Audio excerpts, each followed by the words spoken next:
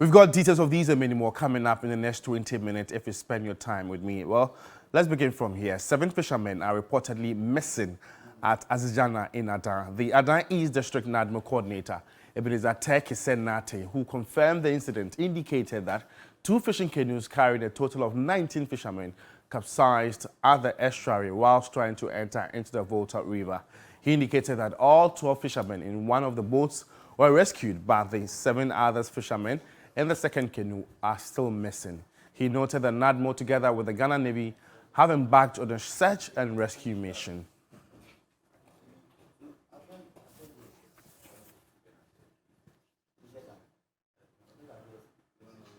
We hope they are found alive. But let's still stay on this very development. The Adan East National Disaster Management Organization, NADMO Director Ebenezer Tekisenate, has declared that rescue efforts will persist into the weekend until the missing fishermen are located. This commitment underscores the determination to ensure the safe return of the missing individuals and offers hope to their families and the community at large. Take a listen. These 2 canoes were involved. The name of the first one is Shalom, which had 11 people on board. Out of the 11, 10 people were saved, and we had 1 person missing. The second boat is called Barcelona, and it also had 8 people on board. And as at the time we got there, all the 8 were missing. But later we found that 2 people were saved at a community called Kwavime. This Kwavime is a community along the shores of Volta region. So yes, families went and then picked their people. But the other 6 in the second boat are still missing. The boat itself, the arbor motor, their fishing net, everything is missing. So search is ongoing. And that boat, together with Ghana Navy, are doing the searching. We continue with the search, and then the next day after tomorrow to search. Well, let's still stay on this because the Minister of Fisheries and Aquaculture Development, Adwoa, has announced a 3-year moratorium on new fishing canoes in the artisanal fisheries industry from October 1, following a stakeholder meeting in Accra. The move is to preserve and sustain Ghana's fisheries resources. Ghana's fish stock has significantly declined due to overfishing. The number of fishing canoes increased from 8,000 in the 1990s to over 12,000 in 2023, while annual small pelagic fish landings, the backbone of the artisanal subsector, decreased from 199,000 metric tons to 20,000 metric tons. Sardinella Orete's annual landings decreased from 119,515 metric tons in 1992 to 11,834 metric tons in 2019, impacting the livelihoods of over 3 million people along the values chain. This means that no canoes will be constructed and brought into the system for the next 3 years. The 3-year moratorium on new canoe entrants into the artisanal fisheries industry is a crucial step towards sustainability, addressing the pressures on fisheries resource, and ensuring a balance between fishing activities and resource conservation following the implementation of the closed season. Taking into consideration the fact that we must sacrifice today to feed the future. The measures are to reduce overfishing and recover fish populations with the aim of fostering a sustainable and environmentally responsible marine sector through these combined efforts. Well, if you just tune in, you're watching the first bulletin of the day on TV3 with me, Josh Quinn. In more news this morning, the Regional Maritime University is set to launch Sub-Saharan Africa's first fiber boat building academy, aiming to provide practical training support, sea transport services, and boost the artisanal fishing industry. The intervention is in partnership with Lamar Marine Services. The Fiber Boats Building Academy A pioneering maritime education initiative will not only provide hands-on training but also enhance sea transport services and support the artisanal fishing sector. Biodegradable and not environmentally harmful and sustainable for long periods of time, which saves the trees for the future generations, which creates employment in other sectors that did not exist up till today. The Academy, a joint venture between Regional Maritime University and Lamar Marine Services Limited, is a significant achievement in establishing Sub-Saharan Africa as a hub for boat building excellence. Hopefully you can have a tank testing unit in Ghana itself, which will help you do the complete testing of the hull and things of the sort physically before you go to the computers and things of the sort. The initiative aims to generate employment opportunities for graduates by integrating academic, practical, and economic aspects of maritime education. You know, we are training students on theoretical basis. So having this company will aid our students getting the practical knowledge and practical experience with what they are coming to do. RMU's Fiber Boats Building Academy is shaping maritime education's future and significantly enhancing the maritime industry.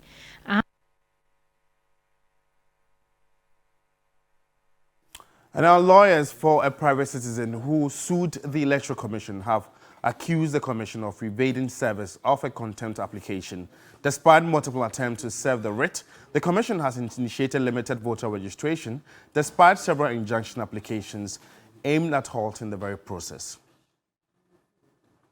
Bailiffs and lawyers for Precious Aita took over 2 hours to gain access to the Electoral Commission's premises. The court bailiffs were obstructed by security personnel. Contempt application, the rule is that the person who is a respondent to a contempt application has to be served personally. After trying to serve someone personally 3 times or more, if you are unsuccessful and subsequent service will be impracticable or lead to undue delay, then your only recourse is to apply to the court for substituted service of that application. The client, Precious Aita, had filed an injunction against the ongoing limited voter registration. The reason why she's evading the contempt service is that she knows with the contempt service she will have no excuse when she comes before the court as to why she's continuing. Once you are served with the contempt process, the next step is that the court will jail you if you continue with the very thing that we are seeking to stop you from doing. But we can assure her that we are not deterred. We will go back to the court, we will get hopefully the court order for substituted service, and we will come back. So whatever she does, she can run, but she cannot hide. The opposition National Democratic Congress has argued that the Electoral Commission's actions could have severe consequences. The intervention-happy ECOWAS countries, they better act to stop civilian coup d'etats from happening. They shouldn't close their eyes on this flagrant disregard of the principles of democracy and rule of law, only to jump in when somebody overthrows that system. The limited voter registration ends on October 2. Now let's do some financial stories because the Minister, Ken Ofori-Atta, says attacks on the management of the Bank of Ghana over the 60 billion cedi loss is needless. In a 6-page open letter to Ghanaians following heavy criticism, the Finance Minister urged Ghanaians to support the construction of the new head office for the central bank.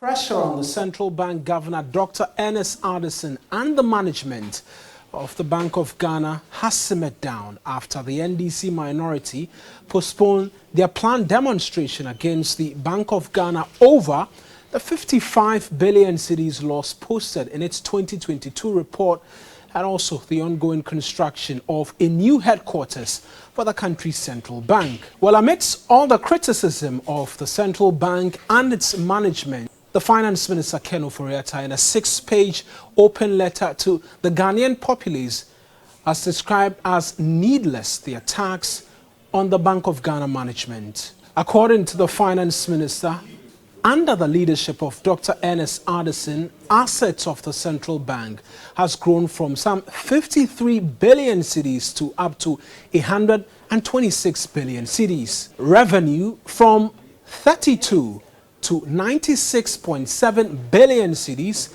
and the country's economy and GDP seen an increase from 219 billion cedis to over 600 billion cedis. These, according to Ken Oforiatta, are evidence of the good stewardship of Dr. Ernest Addison. Citing losses from central banks from across the world, Ken Oforiatta makes the argument that COVID-19 and the effects of the Russia-Ukraine war is what led the central bank in supporting government expenditure. On the ongoing construction of a new head office for the central bank, Ken Oforiatta makes the argument that Ghanaians should support the BOG. Well, in a quick response, Boko Central MP Mahama Yariga says the finance minister must also resign over the defense of the central bank governor. He tells TV3 the minister has admitted to orchestrating the failings which led to the 55 billion cedi loss posted by the central bank. Nothing good about it that he can be extolling. Absolutely nothing good about it. That they have maintained policy solvency is not a function of their ingenuity. Their policy solvency maintenance is because the law says that they are the ones to make policy. It's as simple as that. So I think that there's nothing that the finance minister can say about the governor today that will save the governor. Indeed, I believe that it's not just the governor who must go. The finance minister, by this statement that he has made, has admitted that he is the architect of what the governor has done, which has destroyed the central bank and destroyed the financial sector. And so, indeed, we must be demanding that the very accountability that we are asking of the governor must be extended to the finance minister. He must equally leave office. We've tried hard to take him out. He managed to survive. And I believe that is why he can sit and utter the kind of things that he's uttering today. Well, now let's do some politics, pardon me. Residents and some electorate in Dom Kwabena say they cannot forgive Sarah Adwoa Sarfo for some of the ordeals that she's taking them through.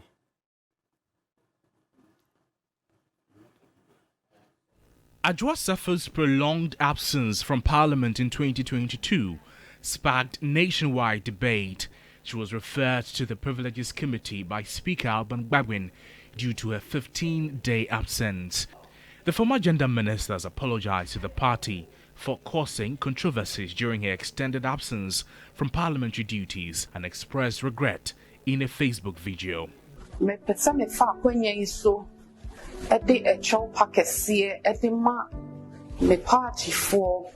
I want to use this opportunity and apologize to my party, the New Patriotic Party, NPP, and my party leaders.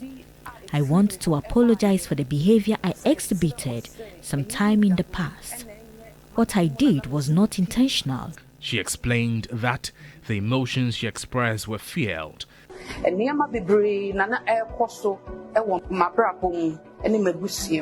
There was so much going on in my life and in my family. I take this opportunity to plead with you all. The MP's apology has been met with varied reactions on social media and her constituents. For me, there's no any forgiveness because it's getting closer to the election year, so I think it's one of those things of politicians. You cannot just leave your work and go somewhere and come back to say sorry. As I see a timid example, Mobia or and careful. Me, I don't accept his apologize. Noble Crosby-Annan, TV3 News, Accra. In more news this morning, farmers and community members in the Bukpara in the Upper West region are sounding the alarm over a collapsed bridge that has remained in disrepair for a decade. This situation is leading to post-harvest losses, affecting not only their livelihoods, but also access to education and healthcare services.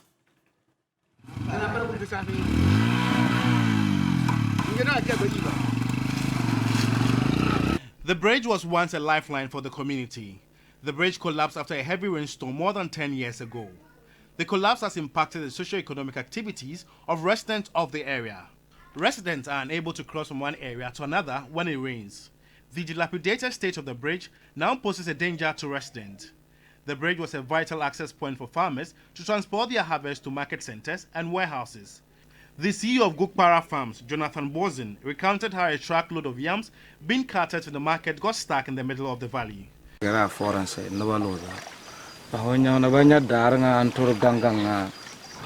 The major challenge we face here as farmers has to do with this collapsed bridge. The vehicle got stuck here for over 2 weeks. All the yams were rotten and disposed of, yet I have to pay for the services of the car. It's only the dry season that we take our farm produce to either market or a warehouse. Even that, you will need only the services of a tractor. The assembly member for Busi West Electoral area and the farm manager at Gokpara Farms, Prosper Antwongmen, lament the impact the state of the bridge is having on agriculture. And you can see over there the struggle we have been going through. But then we are carrying people to come and work for us. We are really suffering. We are calling for the government, NGOs, whoever that can support us, because this particular river, the bridge, has been our major challenge. A worried leader of the Bokpara community, Chief Dosa Dacha I, called for urgent intervention from authorities. The deplorable state of the road is also deterring investment in the area. Well, let's know of what you make of stories that have been aired so far. Just go into our social media platform, Facebook, and engage us with your comments and observations. And now, local business operators are being encouraged to revitalize, to add value to their product in a bid to unlock opportunities in the African Continental Free Trade area. The AFTA aims to create a single market, eliminate trade barriers, and foster intra-African trade.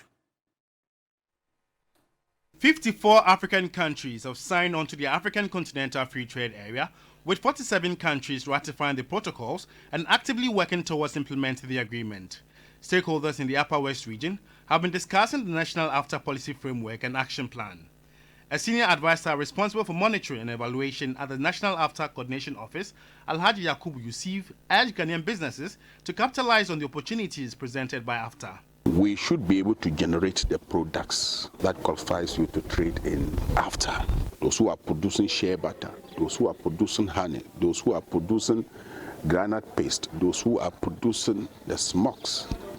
An enterprise support and trade finance specialist at the National AFTA Coordination Office, Divan Kutoche, echoed the call for local businesses to leverage AFTA to expand their activity. We need to start training them how they can start packaging their product. We need to start letting them know that you don't produce because that is how it is done in Ghana. You now have to produce to have an international concept in mind. The Chief Director of the Upper West Regional Coordinating Council, Peter Mala, highlighted the region's vision of becoming a prosperous model region driven by responsible resource utilization and equitable opportunities for all. By enhancing our trade ties with Africa, we can harness the untapped potential of our economies, drive sustainable growth, create jobs, and ultimately uplift the quality of life for our citizens. As Ghana and other African nations gear up for the implementation of AFTA, the message is clear. Businesses must adapt and thrive in this new era of economic integration. And now to the foreign front. The Libyan Red Crescent says the death toll following the flooding has reached 11,000, with 20,000 still missing. The Red Crescent added there are 2,000 bodies in the sea. Workers are still pulling bodies from the water and the rubble in Derna, where 2 dams burst on Sunday. There are fears up to 20,000 people may have died, with more than 5,000 deaths already confirmed. The UN's World Meteorological Organization says most of the thousands of deaths could have been avoided. The World Health Organization has said it will release $2 million from its contingency fund to support the emergency effort in Libya. World Health Organization Chief Dr. Tedros Ghebreyesus noted that 28 metric tons of trauma, surgical and emergency supplies are due to arrive on Friday.